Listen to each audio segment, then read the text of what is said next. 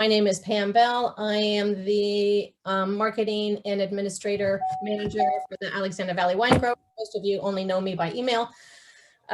Thank you for taking your time out of your busy day to join us for this annual meeting. We wish we could be meeting in person at our holiday celebration and harvest review, but we're making the most of what we have. I'm going to moderate this meeting today, and to begin with, I'm going to turn it over to Jake Hawks, and he will give the official welcome. Jake. Hi, everybody. My name is Jake Hawks.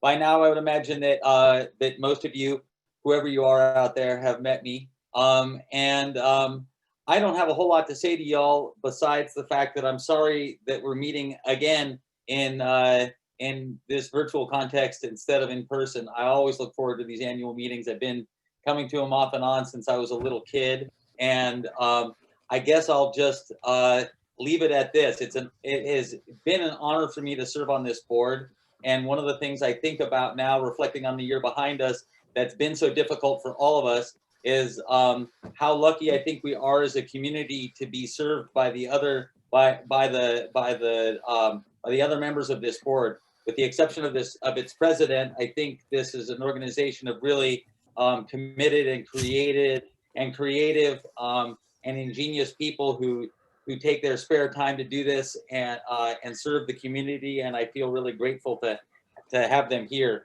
Likewise, in really tough times like this, I feel grateful to be part of such a strong community. And yeah, it's been bad, but we'll get through it. And thank you for being here with us.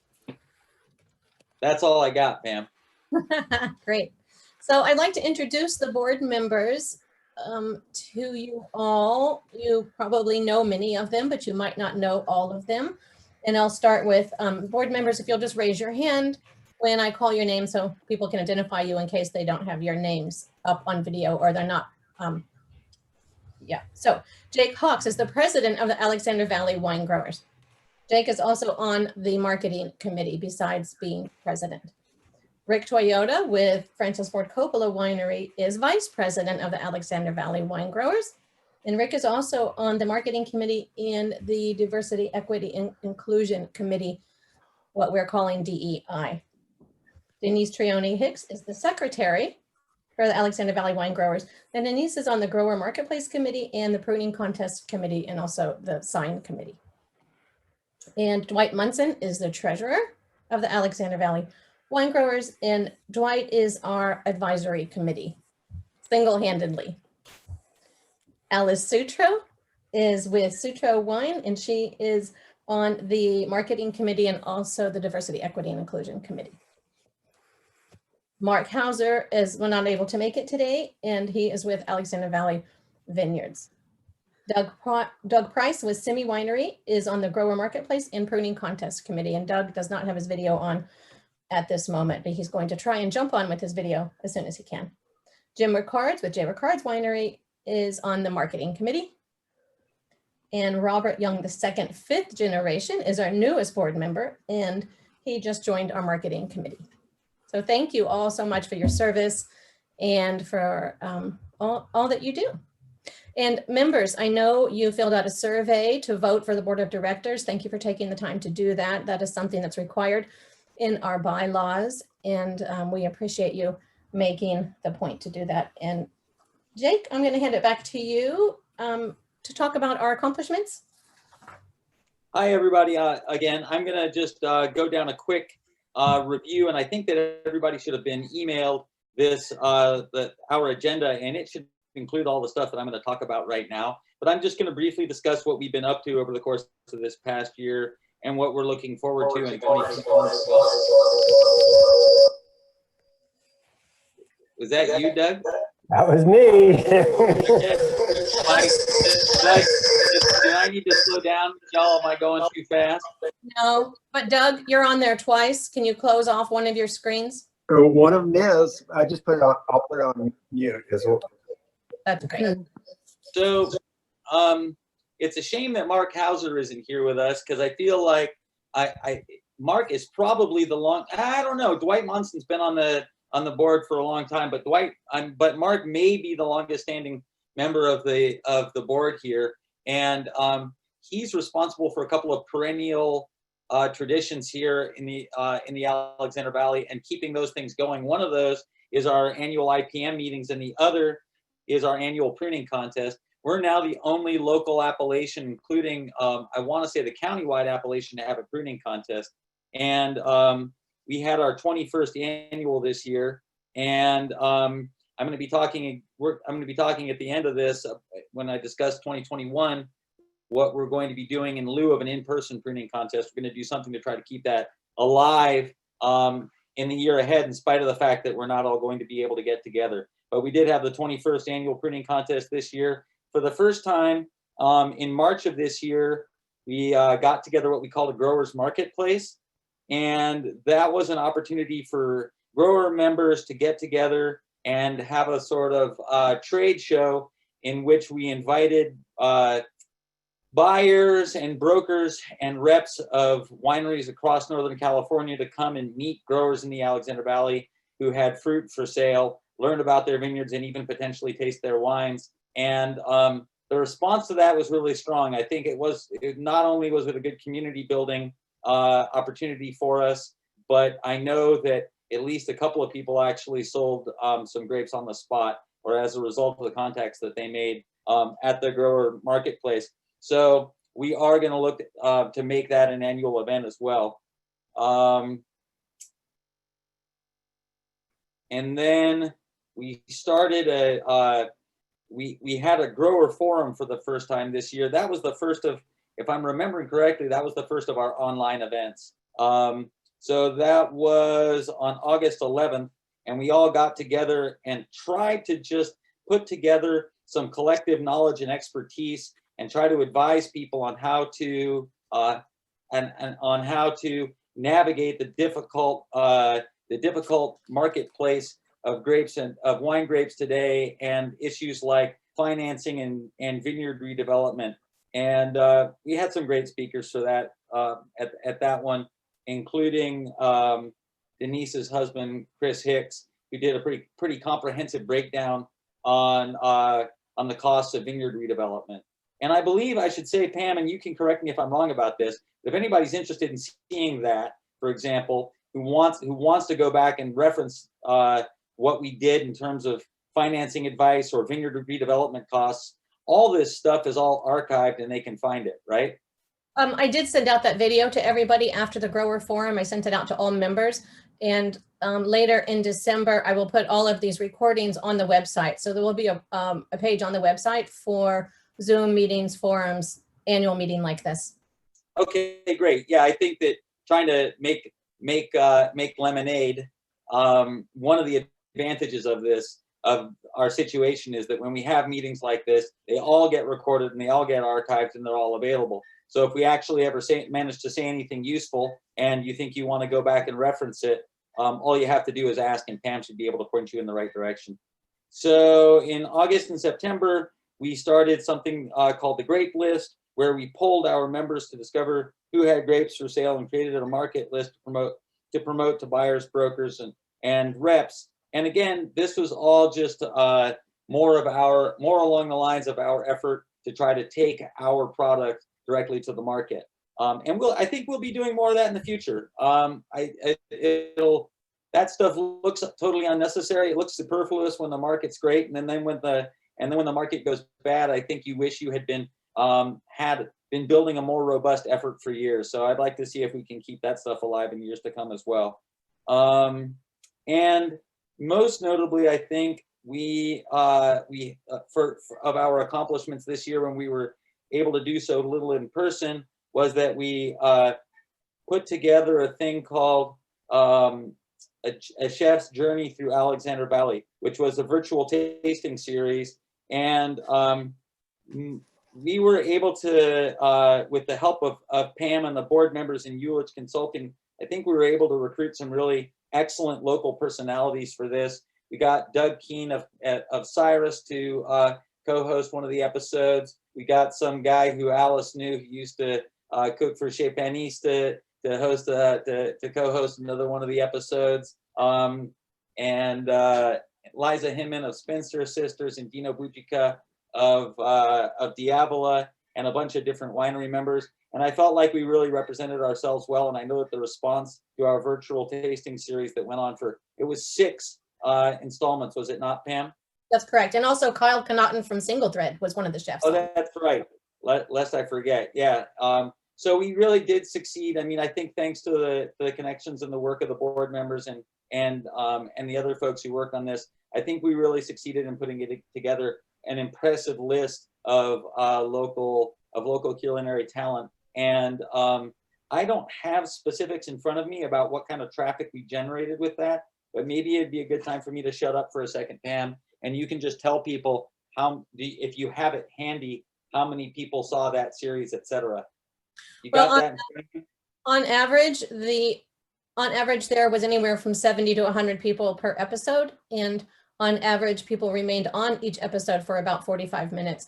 So besides that, though, we had incredible marketing reach through our Hearst Bay area media group campaign with the San Francisco Chronicle, San Francisco Gate, and a lot of programmatic programming and advertising and e-blast through them. So we had a lot of traffic, and we got about a 10%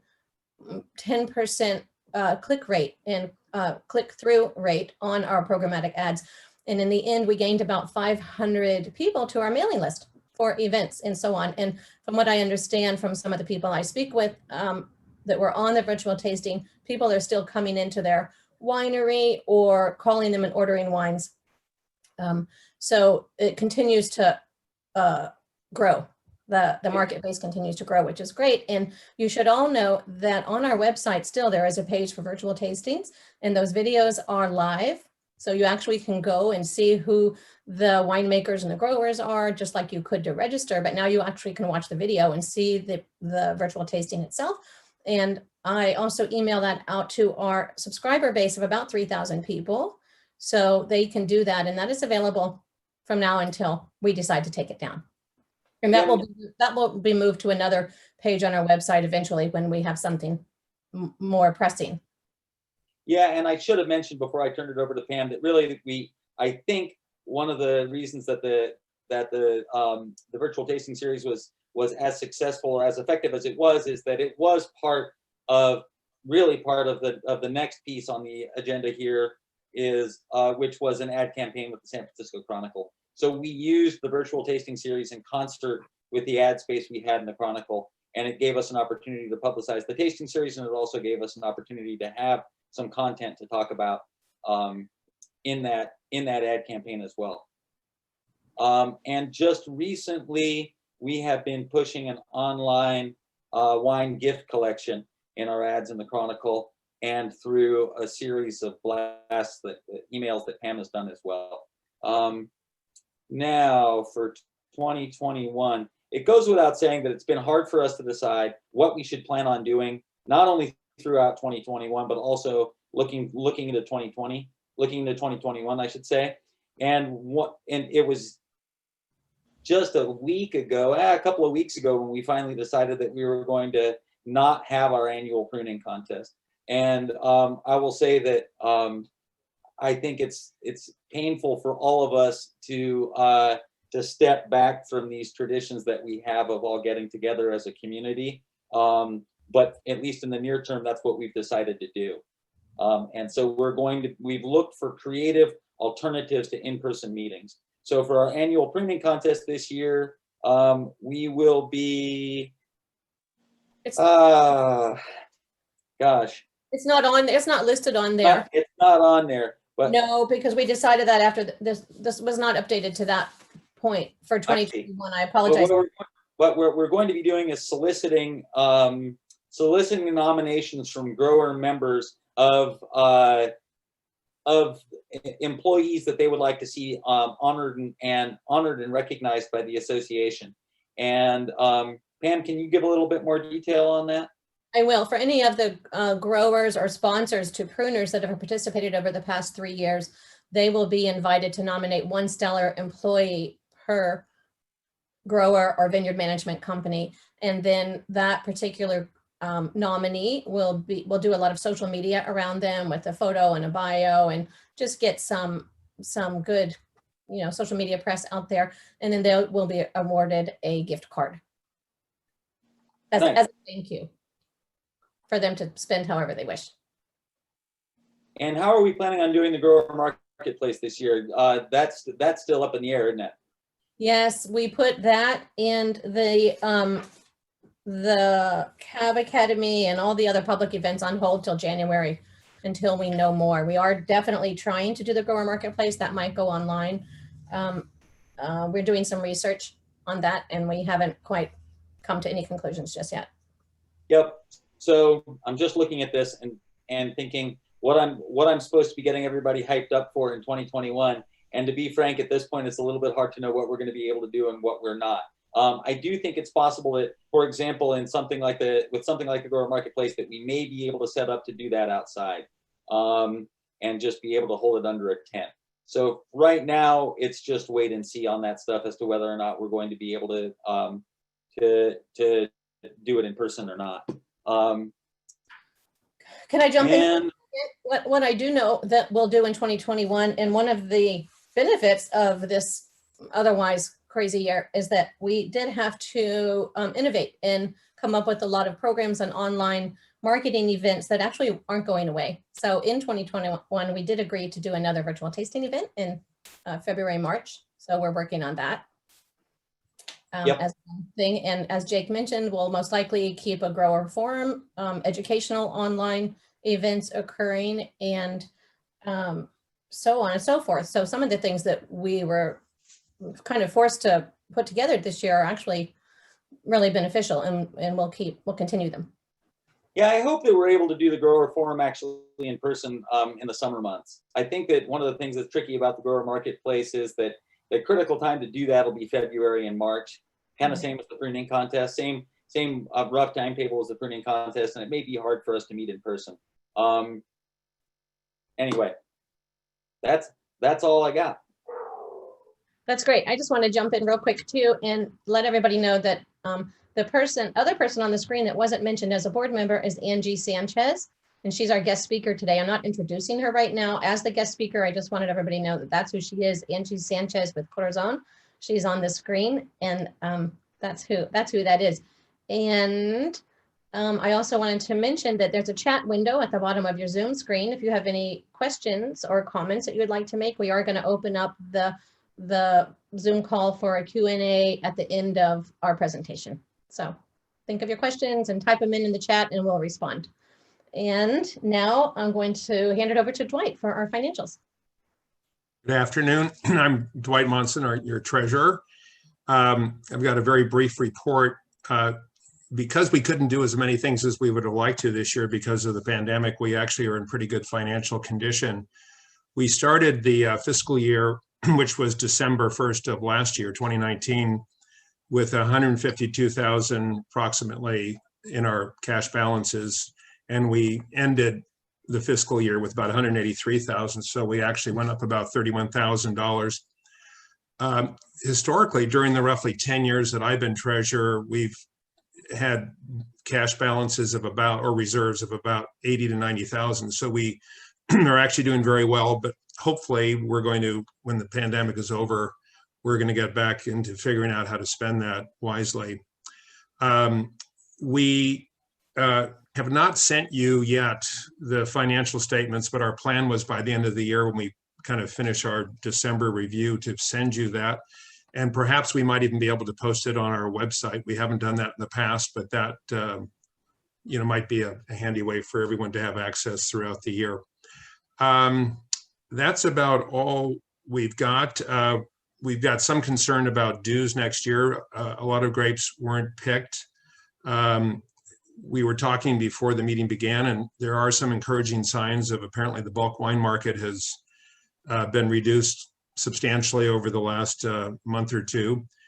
And I'm told that some wine sales are encouraging. So we're hopeful that it'll be a better 2021 than 2020. And we're anticipating our dues may be off a bit just because of the reduction in grapes actually harvested. But otherwise, we're encouraged that we're in a good financial position to start next year.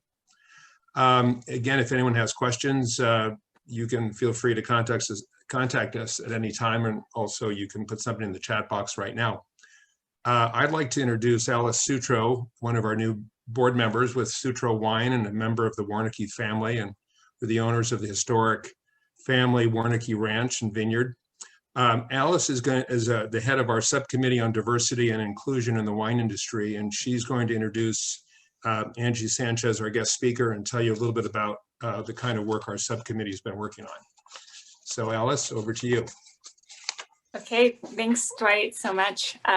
Yeah, I'm happy to be introducing this new committee formed over the summer by the board. And to begin, the Diversity, Equity, and Inclusion Committee was formed by the Alexander Valley Grape Growers Board, and Rick Toyota, Rachel Kelly, and I are the first volunteers on it. It was formed in response to an industry-wide movement advocating for more equitable treatment, equal opportunities, and inclusive environments for the underrepresented people who are part of the wine industry, from hospitality and sales, winery production to grape growing. We're in initial phases of the committee, and our goal for now is to research and collect information to further support any of our memberships initiatives along the avenue of offering opportunities for the underrepresented people on your team who may want to advance their education and skill sets in the wine industry. And why now? I personally feel like it's important to acknowledge that this is a new lens being turned on the wine industry, born out of the events of the past year. So far, the focus is mostly on the hospitality part of the wine industry and points to a lack of diversity, opportunity, and treatment of people of color and women in the sommelier, sales, wholesale, and distribution sectors. That being said, currently for growers in this valley, there's a limit to what diversity actually means because the pool of people is narrower. Mostly we're talking about the Latinx identifying people. So what we'd like to do within that framework is examine those opportunities that might offer a chance for advancement in the industry to your team members within the human resources and sustainability goals of your businesses. What the committee intends to do is meant to be a branch of the board that stays abreast of the industry topic for you and collects information to support the growers and wineries in your personal diversity, equity, and inclusion efforts. Another aspect is to make sure that we are at least matching other agencies. There are many new DEI committees being formed at all levels of the wine industry right now, and their efforts differ depending on the scale and nature of the wine or grape-related company. So we want Alexander Valley to have this committee available and in existence to be responsive in a knowledgeable way so that our membership has a presence and a voice concerning DEI in the wine industry. So we're not going into this blindly ignoring industry-wide issues. We definitely invite your participation and input. Please be in touch with Pam if you'd like to join the DEI committee, or if you have resources that are already part of your farming practices that you are willing to share and enthusiastic to share with us. Rick, myself, Rachel, and other board members are available for questions at the end of this meeting. So you can type into the chat and we'd be happy to continue the conversation. Our very first action item as a committee is to invite Corazon as a resource for this topic. So they are in our own backyard here in Healdsburg, formed almost 10 years ago. Corazon already has the trust and support of the Latinx community, and they have proven programs like computer and financial literacy, English fluency, prenatal education, community leadership, and more. I'll introduce them now and their director, Angie Sanchez. So Corazon Healdsburg is a nonprofit organization whose current mission is to bridge the racial, cultural, and economic divides in northern Sonoma County. They operate a bilingual resource center in Healdsburg and offer family support programs, education for all ages, financial guidance, legal assistance, and emergency response resources. They coordinate and amplify the Latinx voice and host cultural events that publicly celebrate the Latinx community and build cultural bridges amongst neighbors. Everything we, bless you. Pardon me. Everything we do, everything that Corazon does supports their goals of overcoming cycles of poverty for participating families and empowering them to create new relationships with each other, with the community at large, and with local systems and services that are meant to exist for everyone. And now, Angie, I would like to read a bit about you and then let you take over. So Angie Sanchez was born and raised in Sonoma Valley as the oldest of 7 children and proud daughter of Mexican immigrants. Coming from a low-income mixed immigration status household, she experienced firsthand the struggles and inequities that many Latino families continue to live with today. At a young age, she understood that to overcome these barriers, we needed to ensure that Latinos have a place and a voice. That experience led her to commit to nonprofit work for more than 12 years, focusing on enhancing the Latino economic, cultural, and civic leadership that reflects the population of the Latino community in Sonoma County.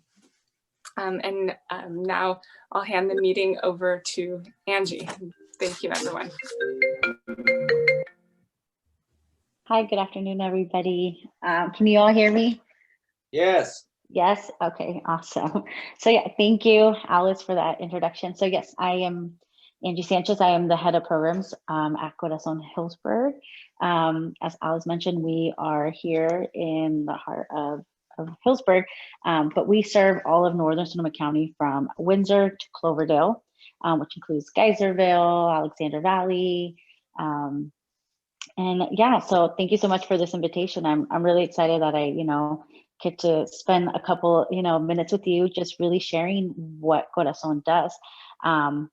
Alice, shared what our mission is and really what we've been working on, especially with COVID. I think I'll just talk about a little bit more of what we're currently doing and how what resources are available to the community that you all could also share with amongst yourself, and then also your workers and vineyard managers. So one of the things that we are doing through Corazon Hillsburg is, yes, we do serve the Latinx community. It's a big percentage of who we serve, but it doesn't mean that that's the only people we serve. We're open to serving everybody and anybody in the community. And so far in 2020, we have been able to provide over 1,500 services to about 1,100 households. So what does that mean in regards to services and programs? We have a disaster resiliency program, for example, where we want to, and as you know, during the Kincade fire, Corazon was the organization who really just jumped into action to support all the families that had been evacuated, lost their homes. We provided long-term case management. And so we've seen that it's like a cycle now that we see happens every year, that there's, the fires. And so we want to be more proactive on how to get these family members or community members prepared for the next emergency. And so we've created our disaster resiliency program. And I'm not sure, I think I had shared this with you, Alice. I'm not sure if you have had the opportunity to share with the group. I think it's been a couple months, but really when somebody enrolls in our program and it's still open. So if this is also open to you all. It's not, again, just for the Latinx low-income community. We want everybody to be prepared for the next emergency.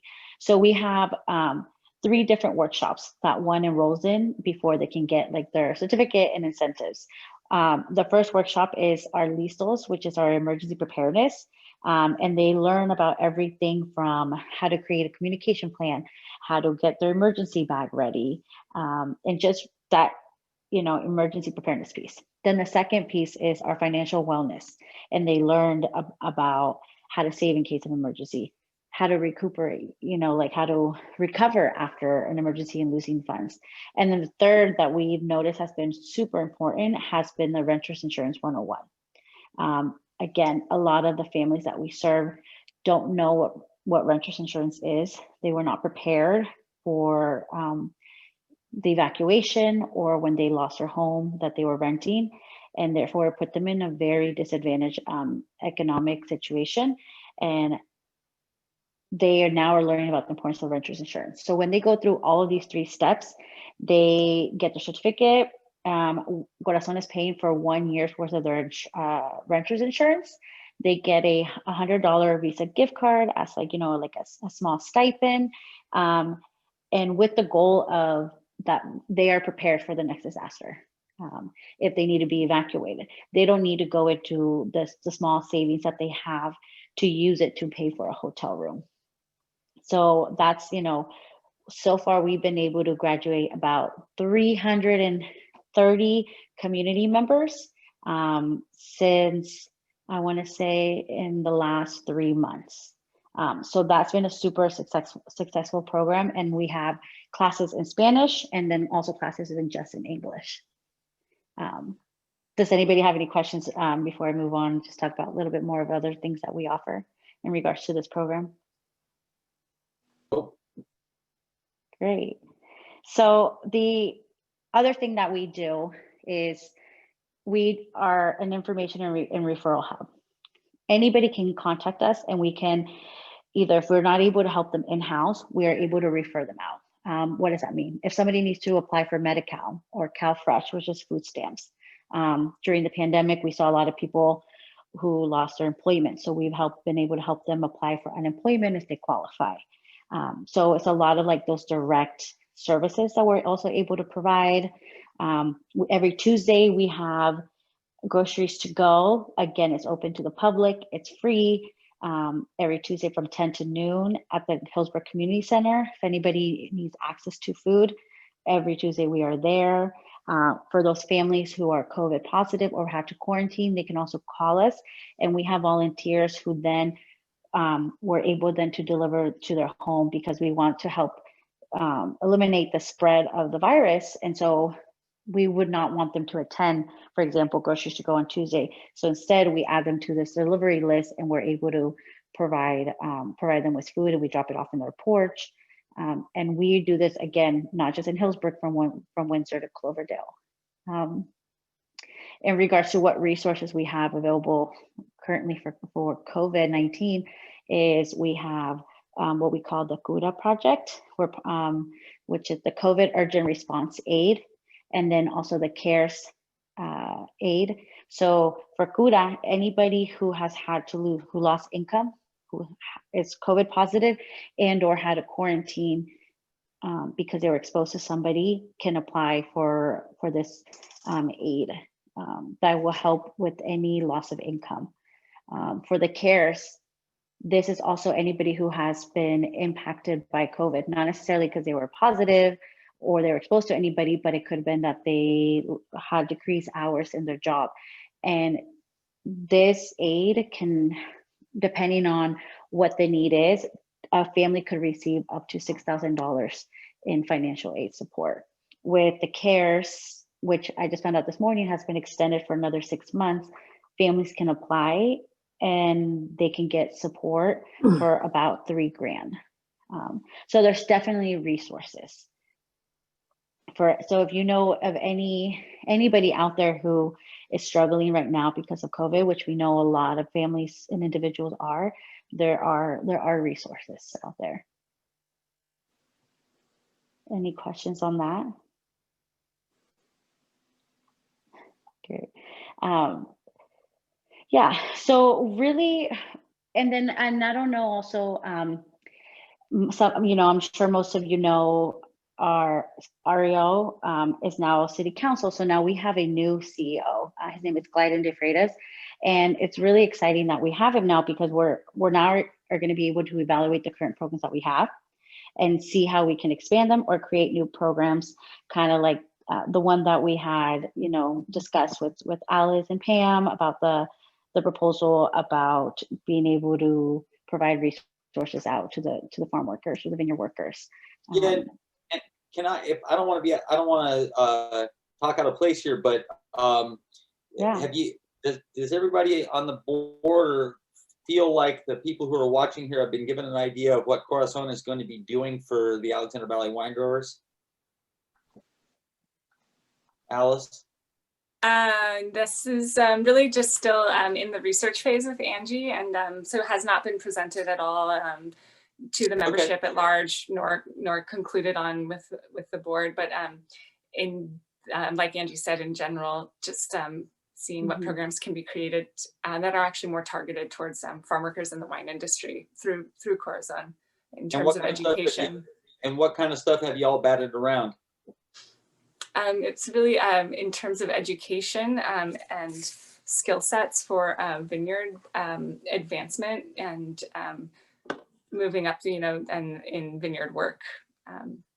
I'd like to also, I'd also like to interject, because I do think that this is something that has to be done in stages, and we are really at the very beginning of understanding what those needs are and everything. So I think before we ever really roll out programs, I think the conversation has been to find out more information directly from the membership. And I think in the upcoming months, that will be part of that effort of information gathering, so we know what we're doing. I mean, the small committee we have and everything are not in the position to really figure out what the broader needs, especially very specific needs within the Alexander Valley wine grower community is. So we want to make sure that we are educated, we have an understanding what's happening out there with each of our members and their teams. So I think that really is going to be the focus before you really see any types of recommendations or initiatives that we support. Once again, I don't think it's our role to create specific programs. I think our role is really to is multifold. One is to keep on top of what the industry is doing with regards to DEI. Second, to once we know what the needs are within our membership circle, that way we can start pulling resources like Corazon to address some of those issues and support the members out there. So this is all new to all of us, and I think we're just starting out gathering information. And again, I don't want to speak out of turn, but I wanted to say that when we talk about our membership circle, that is you. And the first thing when we talk about this among the board, what the conclusion we came to after a fairly long and sometimes contentious discussion was that the first thing, the first stop is to solicit feedback from our membership. So the idea here is that we want to work with Corazon, we want to work with Angie as a board to try to accomplish things that serve our membership and serve their employees. And I think that one of the things that's critical to that is that we want the feedback of our membership in determining where, in helping determine the direction of the DEI program. Is that fair to say, Alice? Yes, very so much. Thank you. Okay, so I hope y'all will give us some feedback on that, and also look for us to be asking you. We may even just as an organization do things like start sending out surveys or queries to the wider membership just to try to get a general idea of the shape of where we want to go with this thing. So look for more correspondence from us on that. And please, if you have any questions or anything that you might want to contribute by way of suggestions to the direction of this project, please do let us know. I think it's also important to note that this is not a one-size-fits-all issue, right? Each member has their business, has the number of employees that they have under them, also has a certain level of bandwidth, to devote to something like this. So there is nothing here that we're trying to put together a program that gets distributed and then everyone falls in line with. This is going to be a very much individual initiative, we still don't know where this all leads to at this point. I do want to jump into and just say one of the first efforts in this initiative was to introduce Corazon Healdsburg, so our members actually know what services they provided, that they can then inform their ag workers, their farm workers, their employees at large to help them get the services that they need at this time, at any time, crisis, no crisis.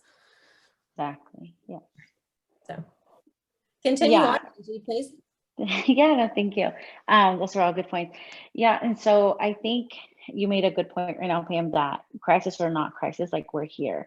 Our hope is that we move away from being an organization where the community comes for a crisis, but but we are with them along the way to prepare them to prepare for whatever it is that they might need support in. And maybe some of our programs are not necessarily for the ag workers directly, but for example, maybe they have a child who's in high school. So one of our programs is like the first gen college counseling program, which is geared towards like underserved high school students who are first generation college bound students.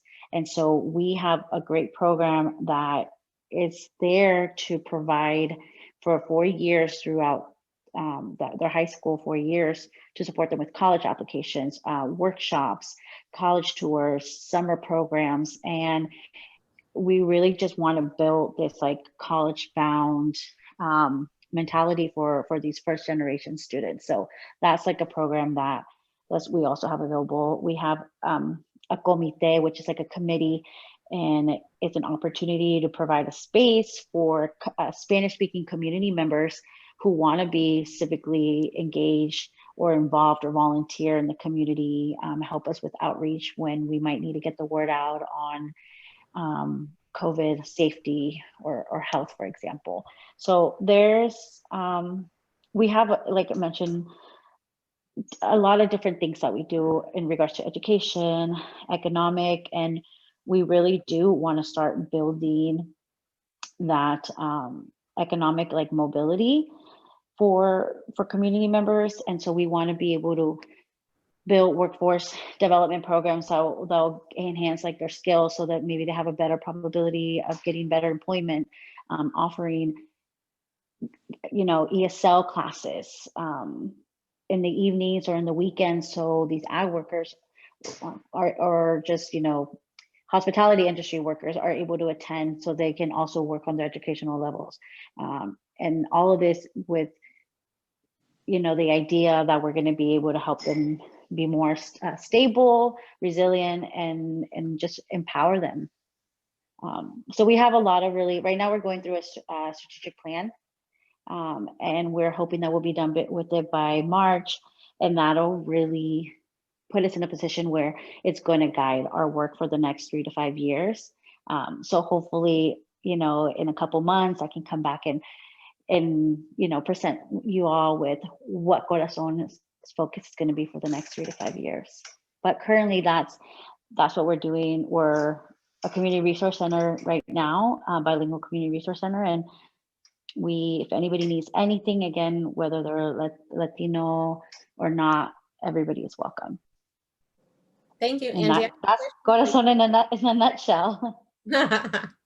Thank you very much, Angie, and thank you for being with us. Thank you for the time. And I'm going to put in the chat my information. That I personally think about the Alexander Valley, the mission of the Alexander Valley Winegrowers being to create an environment in which agriculture can continue to thrive for generations to come in this valley. And I think working with your organization is really going to help make that possible. So thanks for being here.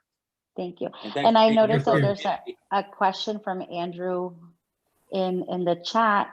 So yes, we are looking to expanding our financial education and financial literacy classes. And we do hope that we are able to support not just individuals, but either other already established small businesses, perhaps with like microloans or other support for small businesses or anybody who might want to start a small business. And we can definitely, investing for retirement is definitely something that's been out there that we've had conversations about with community members. Thank you for answering that. And if you could answer just quickly, how is Corazon funded? So we have, donors. We have a lot of like foundations as well. We've gone for county grants. So we also have like our yearly fundraiser that raises like unrestricted funds. So we a little bit of everything. Right. Another question came in for you, Angie. It says, please, or a statement, please add the programs available for trade schools. Not all want to get into college, and we do need the trades better supported. Yes, exactly. That's definitely something that we talked about. Right. Yeah. And I had another comment that it seems to have disappeared. Not sure why. Yeah, that was from, it was just, if I saw it, and I don't know, and I don't see it now either, but that was from Katya Newman, who's actually, I know, who's Werner's daughter, and she was just writing in to say thank you for coming, Angie. So I hope you saw that. Yeah. And thank you to you, Alice, for bringing up diversity and inclusion. Great. And Thank you. Well, thank you all for having me. And if you all need to get a hold of me, can I type in? I don't think it allows me to type in my information, but I will send my information to Pam, and she can share it with the group, my contact information. I will do that. I'll send it out with the recording of this video. Great. Well, thank you all. Have a good rest of your afternoon and enjoy the rest of your meeting as well. Okay, we have one Thank more you. comment. I just want to finish. Thank you. Somebody found the grape list very useful, and he wants to know, I just want to respond to him publicly. Oh, that's not for you though, Angie. Thank you. Oh, Thanks, okay. I Angie. wasn't sure. I was like, Bye. thank you. Thank you. Thank you. Sedge Denst found the grape list very useful. He noticed that there were 12 growers with 477 tons of unsold grapes on June 1st, and by August 1st, there were 4 growers had sold out, but new tonnage brought totals to 495. Anyway, he would like to know if we could do a final tally, and I certainly will send out a survey for those that were involved in the grape list and see how this program worked for them and was it instrumental in them selling grapes. And I can only offer the tally of people who respond. So I'll do my best on that, Sedge. So there's the answer to that. Okay. Yeah, and I will say, Sedge, that the problem with that isn't easy because, of course, people are trying to sell grapes through a variety of different means, and the only way we know whether or not those grapes got sold is to go back and as you say, survey them all over again. Right. I think that's a wrap. Jake, do you want to say your final? Yeah, I'll close with a complaint about Zoom and just say that no matter how many times I do these meetings, I always feel really awkward. And I really look forward to the time when we can all see each other again. It's great to be in Alexander Valley in such a beautiful place at a time when we aren't allowed to see each other, because at least we're still allowed to look outside and even go out there and walk around every now and then. So thank you all to everybody for being here. And again, thank you to the board. I really feel grateful to get to work in the company of you folks. Thank you for your time. Thank you, everybody. Thank you, Pam. You're welcome. Goodbye, everyone. Thank you. Bye. Bye. Bye, thank Bye. you. Goodbye.